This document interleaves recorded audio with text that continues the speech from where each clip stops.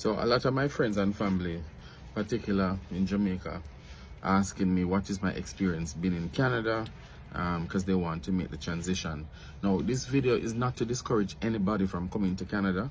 If you feel like Canada is a place that you want to come and live and, you know, start your family, feel free. Don't let this discourage you. But I want to share the realities of Canada. I've been here for the last almost 6 years, and Canada has been, it's different from after COVID. Canada has changed significantly in a number of areas, and I'll speak to some of the areas that I think Canada changed a lot in. When it comes on to taxes, Canada, I think, have one of the highest taxes in the world. So the more money you earn, the more tax you pay in Canada. It's like the higher you climb is the higher the government take money out of your pay. So you're paying, as I'm up to 47% of your income in Canada. Jamaican men are depressed over here in Canada. Listen, can we talk about how a Jamaican man can get depressed when he comes to Canada? A lot of people had warned me about this before my husband came to Canada, that listen, don't force him, let him come on his own time, because when the Jamaican man them come to Canada, it take a toll on them, and especially if the man was coming from a situation where he was in a corporate job, where he was getting paid a really good salary with benefits and all of that. When he comes to Canada and have to adjust his life to what Canada is, and this is not applicable to all situations. Sometimes some people come and them land in a really good job and it's equivalent to what they had in Jamaica.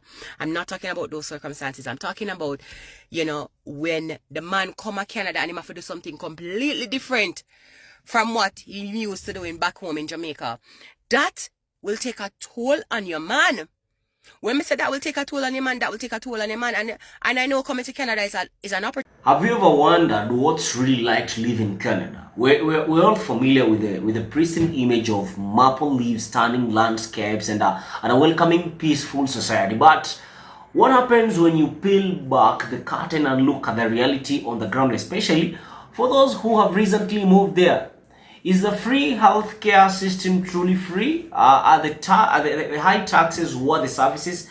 What about the high cost of living and the mental toll it can take on new immigrants? Well, in this video, we're going to dive deep into these questions by hearing from a source that offers a raw personal perspective on the life in Canada, particularly for Jamaican men. We'll explore the surprising challenges of high taxes, struggling healthcare system, and a work culture that's a while away from what many are used to. We'll also examine the social and the mental health impacts of these changes. Before we get into it, make sure that you hit that like button, subscribe for more content like this, and leave a comment below with your own experiences or thoughts on moving to a new country. Don't forget to share this video with someone who might find it helpful. Now, let us watch the clips and I'll be back to discuss everything with you. That goes to tax. So it's very, very, very, very tax heavy in Canada.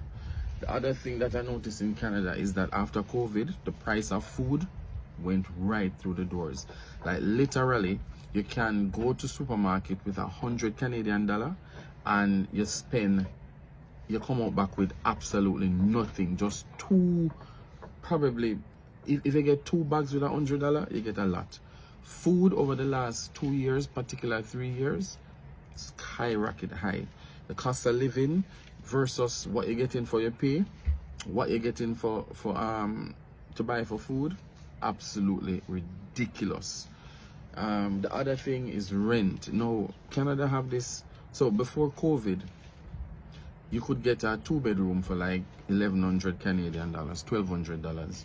Now, after COVID, the same apartment, the apartment that I live on, I got my apartment before COVID, so I got in a very comfortable rate for a 2-bedroom apartment. Now, I have some friends who moved from Jamaica, and there are some vacancies on this apartment, and they live here, and they're paying $1,800 for the same 2-bedroom. And when they move, the landlord charging $2,200 for the same 2-bedroom. So rent in Canada, it's very, very, very expensive. When you talk about the healthcare, now Canada have free healthcare because they use the taxes that we pay to provide free healthcare. But when you go to the hospital, It's like it's no different from an underdeveloped country where you're waiting hours and hours and hours and hours and hours, like literally waiting for 8 hours. You go to the hospital from 7 a.m. in the morning, you're not getting through, and I kid you not, you're not getting through until around maybe 4 or 5 o'clock in the evening. That's when you actually get to see a doctor, because there is a shortage in the healthcare workers. There is no doctor, and you can't go to a private doctor. You can't say, all right, you have your money, so you're gonna go to a private doctor. Canada not deal with private doctor.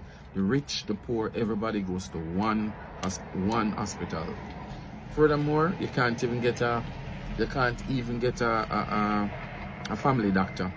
There's a 6 months waiting list to even get a family doctor here in Canada. The other challenge with the reality of Canada is, honestly, Canada boring. Canada boring. There is nothing to do. It's good when you have like your own community, that you can have that level of culture. You know, you have your Jamaican community, you have the other ethnic groups who have their community. Community is big. If you don't have a community in Canada, man, Canada is boring. Now have nothing to do. So I'm grateful that here we form a nice little community where people can display culture, you can talk your language, you can cook your food, and you just feel Jamaican. Without that being present, Canada boring. So a lot of people just work in Canada and save them money so that they can travel to different countries. That's what I've been doing over the last couple of years. Like me, I can't stay 12 months in Canada. It's not possible. It's not possible. Yeah. So at the end of the day, Canada is still good in some instances where, you know, the crime and violence is not as bad. They have good gun laws, but overall, if you're not a strong person, if you don't have community and you don't have the support, Canada is very, very depressing. And I'm grateful to be here, and I'm not discouraging anybody from coming. You can come and you may find it to be good. The other thing is I want to mention is that with this current government, what they're doing, they're reversing a number of the immigration programs that they had for people to get easy access in Canada. So a lot of temporary residents, a lot of people going back to their countries. Trust me, if you do the research right now, a lot of people going back to their countries because people just cannot afford to live in Canada anymore, or the government make it so difficult for persons now to obtain permanent residence in this country. But still grateful to be here, but I just wish things will change soon. That's just my reality of Canada. Opportunity for a lot of people, a lot of other man there, and them well on the bus, and them when them come to Canada, them get for do things that they never did before with themselves. Not talking about those people either, but I know for sure that a lot of Jamaican men, when they come here and they have to be working some odd jobs, when they have to be doing some things that, you know, they never did before, when they used to have money a certain way at Jamaica, now them come to Canada, them have to watch every dollar with them spend. It take a toll upon the man. So if you have a Jamaican man who is transitioning into the Canadian, and not to mention the culture, because I feel like that's my husband's biggest pet peeve, it's just, you know, getting used to the Canadian work culture, because the working environment here is so different from Jamaica that it shocks your system. It really does shock your system when you come here, when you're not used to that, when you're used to a more relaxed environment, when you're used to an environment where, you know, you can take 2-hour lunch break. No, you only get 30 minutes. It takes a toll on you. But I really just wanted to say, acknowledge that our men have mental health issues as well. And if you have a Jamaican man or a man from anywhere else that is going through depression, acknowledge that, you know, his feelings are valid and exercise some patience with him. Anyway, bless upon yourself. Good people, welcome back to the channel. And after watching those clips, it's clear that the picture of Canada we often see is only part of the story. our source offers a powerful and personal perspective on the realities that many immigrants face. It's not about discouraging anyone from moving to Canada, but rather we are providing a more honest and grounded view of what to expect when you get to Canada. So let us break down some of these key takeaways, starting with the financial realities that have been most dramatically impacted by the post-COVID-19 era. And one of the most immediate and significant changes this speaker has highlighted is the soaring cost of living. This is not a gradual increase. It is a dramatic post-COVID phenomenon that has hit people hard. The most prominent examples are food prices and rent. According to this speaker, food prices went right through the nose after the pandemic. It is a powerful image that perfectly captures the scale of the increase, and our speaker says that food prices have skyrocketed high in the last 2 to 3 years, making it almost impossible to buy much with even 100 Canadian dollars. Think about that for a moment. $100 used to get you a decent amount of groceries. Now it barely makes a dent. This is not just an inconvenience. It is a fundamental change that affects everyone's daily life and budgeting. And the situation with rent is even more staggering. This speaker has provided a very clear and concrete example of how the housing market has been transformed. A two-bedroom apartment that might have cost around $1,100 to $1,200 Canadian dollars before COVID now costs new tenants $18,000. In some cases, landlord even charging up to $2,200 for the exact same apartment when new people move in. This is not a small increase. It is a massive jump that makes it incredibly difficult for people to find affordable housing. The dramatic rise in food and rent costs stands as clear post-COVID rally that is changing the financial landscape for many Canadians, especially the new immigrants. So think about that for a moment. Are you willing to go back to Canada with these things that I've told you? Beyond the post-COVID cost increases, she has told us about the significant factors that shape the quality of life in Canada, like the high taxes and a struggling healthcare system. These aren't issues, but they are crucial to understanding the full picture. Canada is described as a very, very, very, very heavy tax country, which raises the pay up to 47% of the income tax. The speaker notes a progressive tax system where the more you earn, the more you pay. Which means a substantial portion of higher income is also subject to these high tax rates. When the tax funds public services, this high burden can significantly impact a person's disposable income, making it harder to save money or afford other expenses, especially when combined with the skyrocketing cost of living. This brings us to the healthcare system. On the surface, Canada's free healthcare system seems like a major benefit, but our source has told us more complicated reality. The system is funded by those high taxes, but the quality of access is a major concern.